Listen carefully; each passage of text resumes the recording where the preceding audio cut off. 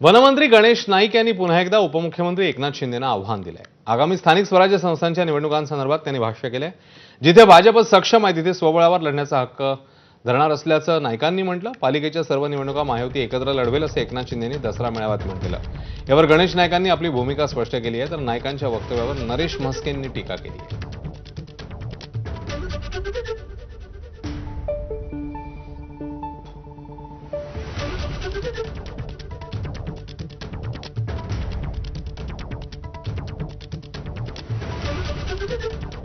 राज्याचे मुख्यमंत्री देवेंद्रजी फडणवीस यांनी काही वक्तव्य केलेली आहेत।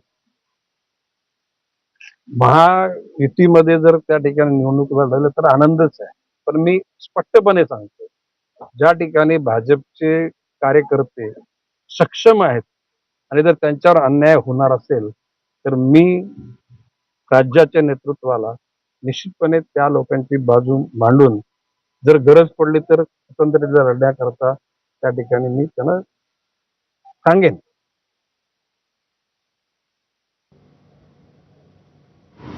नवी मुंबईतील चुकीच्या पद्धतीने आमच्या नेत्यांविषयी काही स्टेटमेंट करत असतात। त्यांचं वय झालेलं हे आम्ही मान्य करतो।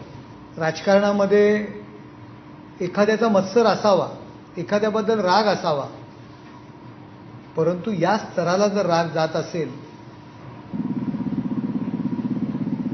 तर ते चुकीचं आहे।